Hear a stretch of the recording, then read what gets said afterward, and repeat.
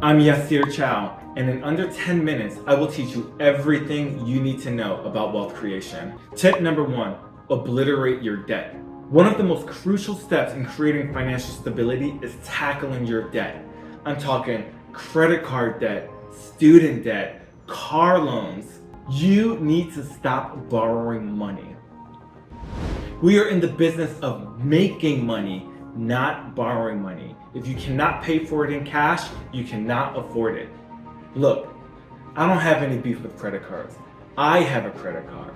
I use my credit card for everything. But the key thing that I always do is pay it off in full. I never borrow money and I'm never indebted.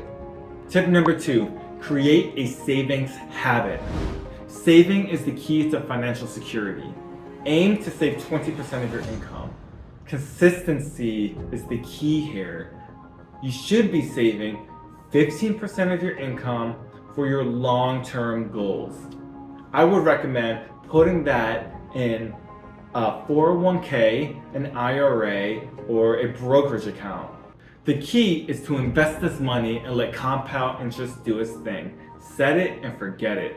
Simultaneously, set aside 5% of your income for short-term goals, such as buying a TV or going on trips with friends and family. This balanced approach allows you to plan for the long term without compromising enjoying your life today. Tip number 3, create an emergency fund. Essentially, you're creating a social insurance program by building an emergency fund. There are 2 types of emergency funds that you need to build. One is saving $1,000 immediately. This is to take care of incidentals that could potentially happen in everyday life today. That could be a flat tire or an unexpected medical expense that you need cash for right now. Then on the flip side of that, you want to have 3 to 6 months emergency fund in the event that you lose your job and you need to take care of yourself financially. If you don't have an emergency fund, you're going to find yourself in a financial bind when an emergency comes up. And who's going to be there to bail you out? It's going to be your credit card with that high interest rate. And then we're back to square one. Tip 4, invest in your 401k. When it comes to retirement planning, do take full advantage of your 401k. Contribute as much as you can, especially if your employer offers a match. When it comes to retirement planning, one of the most powerful tools at your disposal is your 401k. Not only does it allow you to save for your future, but it provides you with ridiculous tax advantages. The money you contribute to your 401k is typically tax deductible, meaning you lower your overall tax bill today. Furthermore, the money will grow and compound tax-free, where you don't have to pay taxes on that money until you start making withdrawals at 59.5. As mentioned before, employers might offer financial contributions that match your contributions to your 401k. If your employer offers this benefit, you should at a minimum contribute to your 401k as to get 100% of your employer's match. That is literally free money. Tip number 5, no gambling on individual stocks. While it may be tempting to try your hand at individual stocks, don't. It's often a risky and unpredictable endeavor. It's best to stick with a diversified portfolio of stocks via an ETF or a mutual fund. Most stocks trade on news. For instance, Elon Musk has historically sent out one tweet that has crashed Tesla stock. On the flip side of that, he sent out a tweet that made Twitter stock soar. This is very volatile, and so with that being said, you want to stay away from individual stocks. But if you must try out an individual stock, you need to have the conviction to buy and hold that stock.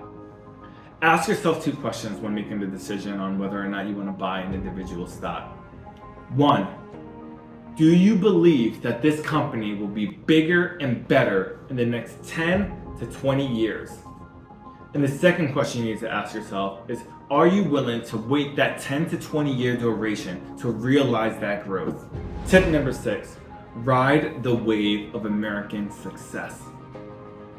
Instead of trying to beat the market with individual stocks, do invest in low-cost index funds. These diversified investment options can provide long-term growth with lower fees compared to actively managed funds. My two favorite are tied to the S&P 500. They are SPY and VOO. The S&P 500 is a collection of the top 500 US companies. Here's how great these investments are.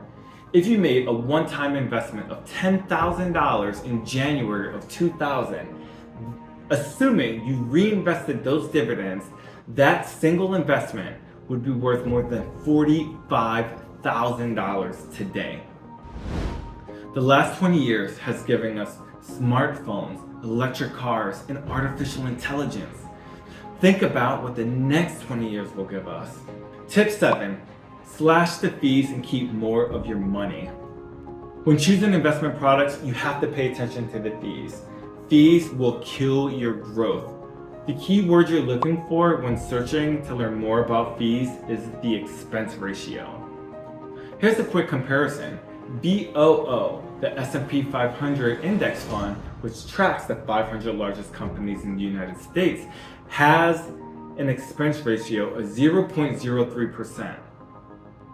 On the other hand, ARK-K, Cathie Wood's Innovation Fund, focuses on disruptive companies across various sectors.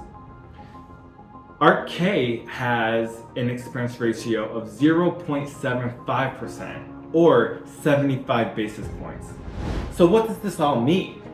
Well, what this means is if you had a single $10,000 investment and you invested it in VOO, at 3 basis points, your annual fee for that investment would be $3.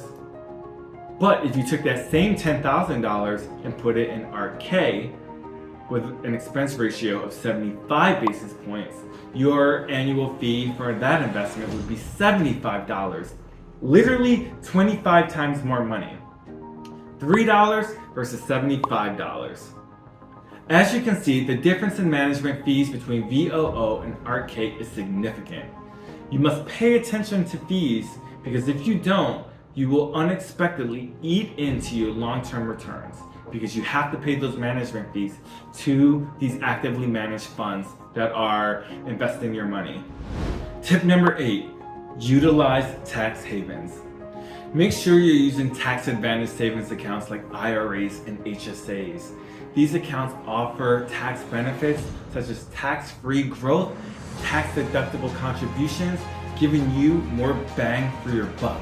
For example, HSAs provide triple tax benefits, and I'll go into a few of those right now. 1. Contributions made to an HSA are tax deductible, reducing your taxable income for the year. 2. Any interest, dividends, or capital gains earned in your HSA are tax-free. This triple tax advantage can help you save money on taxes and maximize your healthcare dollars. Not to mention, if your HSA balance reaches a certain amount, typically around $1,000 or more, you may have the option to invest your HSA in mutual funds or ETFs. Also, when you're 65, you can spend your money on anything you want. But be mindful, if you're not using your HSA for qualified healthcare expenses, you will have to pay taxes on your then tax rate. Tip number 9, use a fiduciary financial advisor. If you're seeking professional advice, consider working with a fiduciary financial planner. A fiduciary financial planner is someone who is legally obligated to act in your best interest. This means they have a duty to prioritize your financial well-being above their own. Their recommendations and advice are centered on what's most beneficial for you. Working with a fiduciary financial planner offers several advantages. Firstly, they offer conflict-free advice. Fiduciaries are required by law to provide unbiased advice. They must disclose any potential conflicts of interest and avoid situations where their personal well-being could compromise your best interest. The second thing that they offer is comprehensive financial planning.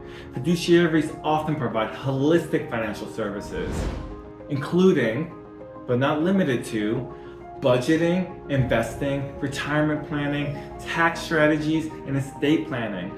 This comprehensive approach allows them to cover all areas of your financial life. Fiduciaries also have a transparent fee structure. They operate usually on fee-only and a fee-based structure, meaning you understand how they're compensated throughout the entire process. This fee structure allows them to work on what's best for you and not what's best for them, and it prevents them from pushing products on you that would otherwise earn them a commission.